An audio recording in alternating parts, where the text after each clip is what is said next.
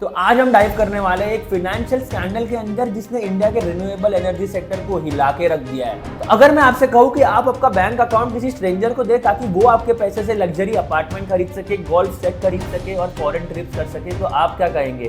पागल समझाएगा मुझे? लेकिन दोस्तों यही कुछ हुआ है हमारे देश के स्टॉक मार्केट में। एक पब्लिक कंपनी जिसमें हजारों इन्वेस्टर्स ने अपनी मेहनत की कमाई लगाई थी, पर उनके प्रमोटर्स ने ही कंपनी को अपना पर्सनल एटीएम बना लिया। इस कंपनी का नाम है गेंसोल इंजीनियरिंग। आज इस वीडियो में हम जानेंगे कि कैसे दो भाई अनमोल और पुनीत सिंह जग्गी ने एलिजेंटली अपने ही कंपनी के 262 करोड़ रुपीस को डाइवर्ट किया, फिर डॉक्यूमेंट्स क्रिएट किए और एक एलैबोरेट स्कीम बनाई जिससे इन्वेस्टर की जेब कट सके। ये कहानी है विश्वास टूटने की, कॉर्पोरेट गवर्नेंस के फेलियर की और सेबी की कड़ी कार्रवाई की। पहले जान लेते हैं कि गेंसोल इंजीनियरिंग है क्या। ये एक रिन्यूएबल एनर्जी कंपनी है जो सोलर प्रोजेक्ट्स और इलेक्ट्रिकल व्हीकल्स पर काम करती है। कंपनी का आईपीओ 2019 में आया था और इन्वेस्टर्स ने इसमें बहुत बड़ा एंथुसियाज्म दिखाया था क्योंकि रिन्यूएबल एनर्जी फ्यूचर है और गेंसोल इस सेक्टर का राइजिंग स्टार बन सकता था।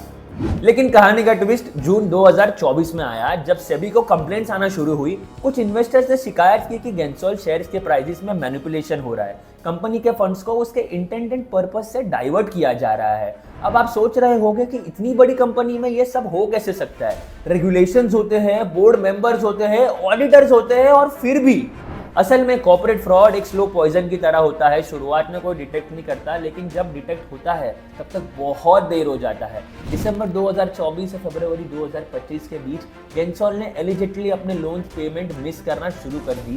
क्रेडिट रेटिंग एजेंसी CARE और ICRA ने नोटिस किया कि कंपनी के डेब्ट सर्विसिंग में बहुत डिले हो रहा है। पर्टिकुलरली कंपनी के पेमेंट्स ब्लू स्मार्ट मोबिलिटी के लिए, एक electric vehicle ride hailing company के लिए जो इन जग्गी ब्रदर्स ने को फाउंड की थी। ICRA ने कुछ सीरियस पाया। उन्होंने क्लेम किया कि गेंसोल ने जो डॉक्यूमेंट शेयर किए थे अपनी कंपनी के फाइनेंशियल पोजीशंस दिखाने के लिए, वो फॉल्सिफाइड लग रहे थे, मतलब फॉर्जरी का एलिगेशंस। ये वो मोमेंट था जब अलार्म बेल्स बजने शुरू हो गए थे और सेबी ने फौरन ही एक कॉम्प्रिहेंसिव इन्वेस्टिगेशंस लॉन्च कर दी। अब बात करते हैं उस इन्वेस्टिगेशन की जो सेबी ने की और उसकी फाइंडिंग्स ने तो सबको शॉक कर दिया। सेबी ने पाया कि गेंसोल के प्रमोटर्स अनमोल और पुनीत सिंह जग्गी ने कंपनी को ऐसे मैनेज किया जैसे कि वो एक प्राइवेट प्रॉपर्टी हो, not a public listed company with thousands of share holders. लेकिन पैसे गए कहाँ? सेबी ने एक एलैबोरेट नेटवर्क अनकवर किया जिससे फंड्स को एलिजेंटली डाइवर्ट किया जा रहा था। सोचो, एक मोमेंट के लिए आपने कंपनी में पैसे इन्वेस्ट किए ताकि वो कंपनी इलेक्ट्रिक व्हीकल बिजनेस में एक्सपेंशन कर सके, लेकिन प्रमोटर्स ने उसी पैसे को एक ऐसे कंपनी में डाइवर्ट किया जहां पर उनका खुद का कंट्रोल था। वेलरेज सोलर इंडस्ट्रीज प्राइवेट लिमिटेड, इस कंपनी को फंड्स दिए गए थे एलिजेंटली गेंसोल्स के ही शेयर्स में ट्रेडिंग करने के लिए। गेंसोल्स वेंचर्स प्राइवेट लिमिटेड, इस एंटिटी को एलिजेंटली फंड्स ट्रांसफर किए गए थे ताकि वो गेंसोल्स के इक्विटी शेयर सब्सक्राइब कर सके। गो ऑटो प्राइवेट लिमिटेड, ये कार डीलरशिप है जिसके थ्रू एलिजेंटली फंड ट्रांसफर का कॉन्डुइट बनाया गया। कैब्रिज वेंचर्स LLP, ये एंटिटी प्रमोटर अनमोल जग्गी के कंट्रोल में थी और इसके थ्रू एलिजेंटली लग्जरी प्रॉपर्टीज खरीदी गई। और दोस्तों सबसे कंसर्निंग बात, सेबी ने पाया कि गेंसोल इंजीनियरिंग के अराउंड 262 करोड़ के लोन का हिस्सा भी नहीं है। ये पैसे कंपनी के बुक से ही गायब है। ऐसा लगता है कि एक इलैबोरेट चेस गेम खेला जा रहा है जहां हर एक मूव केयरफुली प्लान था कि कंपनी के पैसे को कैसे प्राइवेट पॉकेट्स में ट्रांसफर किया। अब आप ये सोच रहे होंगे कि इतने सारे पैसे गए कहाँ? क्या आप जानते हैं कि गेंसोल इंजीनियरिंग के प्रमोटर्स ने कैसे कंपनी के पैसों का एलिजेंटली मिसयूज किया? सेबी के इन्वेस्टिगेशन में पता चला कि अनमोल सिंह जग्गी ने एलिजेंटली कंपनी के पैसों से 42.94 करोड़ रुपीस का लग्जरी अपार्टमेंट खरीदा DLF कैमिलियाज में।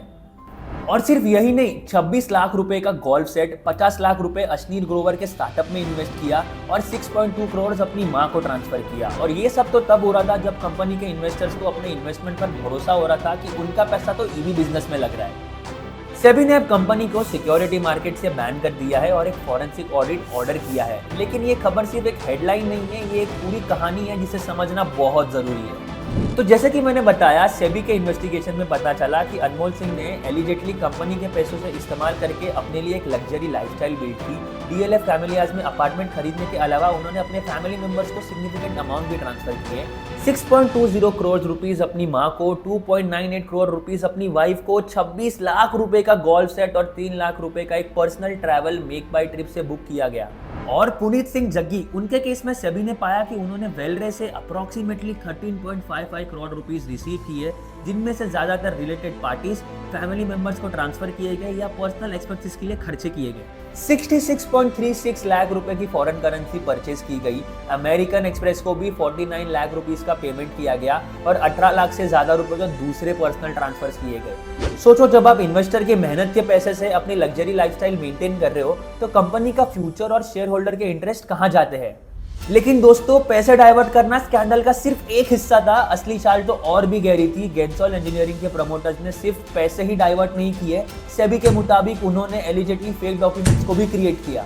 यही नहीं, कंपनी ने फॉर्ज कंडक्टेड लेटर भी सबमिट किए जो एलिजिटली IREDA और PFC के नाम से बनाए गए थे। ये फेक लेटर सेबी को, क्रेडिट एजेंसी को, लेंडर्स को और इन्वेस्टर्स को दिखाए गए ताकि एक ये इंप्रेशन क्रिएट किया जाए कि कंपनी की फाइनेंशियल पोजीशन तो बहुत ही सॉलिड है। लेकिन ICRA जैसे क्रेडिट रेटिंग एजेंसी को शक पैदा हो गया। उन्होंने स्पेसिफिकली ये मेंशन किया कि ये डॉक्यूमेंट्स तो फॉल्सिफाइड लग रहे हैं और ये कोई मिसमैनेजमेंट नहीं है, ये कैलकुलेटेड स्कीम थी टू डिसीव रेगुलेटरी बॉडीज और इन्वेस्टर्स। इस लेवल का डिसेप्शन हमें ये बताता है कि ये मामला बहुत ही गंभीर है। इन सब एलिगेशंस और इन्वेस्टिगेशंस के फाइंडिंग्स के बाद सेबी ने 15 अप्रैल 2025 को एक इंटरिम ऑर्डर जारी किया और ये ऑर्डर थोड़ा सा फिल्मी डायलॉग की तरह था कि भाई अब बहुत हुआ। लेकिन अब सेबी ने क्या एक्शन लिया है? अनमोल और पुनीत सिंह जग्गी को सिक्योरिटी मार्केट एक्सेस करने से बैन कर दिया है। मतलब अब वो ना ही शेयर खरीद सकते हैं, ना ही वो बेच सकते हैं, डायरेक्टली या इनडायरेक्टली। उन्हें किसी भी लिस्टेड कंपनी में डायरेक्टर या की मैनेजरल पोजीशन होल्ड करने से भी रोक दिया है। और जो रिसेंटली अनाउंस गेंसोल इंजीनियरिंग का 1:10 स्टॉक स्प्लिट है, वो भी होल्ड पर रख दिया गया है क्योंकि सेबी का मानना ये है कि इस टाइम पर फिलहाल कोई भी कॉर्पोरेट एक्शन इन्वेस्टर्स को मिसलीड कर सकता है जब कंपनी इतने बड़े गवर्नेंस इशू के थ्रू गुजर रही है। और फाइनली सेबी ने एक फॉरेंसिक ऑडिटर अपॉइंट करने का ऑर्डर दिया जो गेंसोल इंजीनियरिंग के अकाउंट्स को और रिलेटेड पार्टी के ट्रांजैक्शन के थ्रू एग्जामिनेशन करेगी। ये ऑर्डर इंटरिम नेचर का है, मतलब इन्वेस्टिगेशन अब जारी है। आने वाले 6 महीनों में फॉरेंसिक ऑडिट कंप्लीट होगी, जिसके बाद और रेगुलेटरी एक्शंस और पेनल्टीज भी लग सकती है। सेबी का ये स्विफ्ट एक्शन ये दिखाता है कि रेगुलेटरी कितना सीरियस है इन्वेस्टर प्रोटेक्शन और मार्केट की इंटीग्रिटी मेंटेन करने के लिए।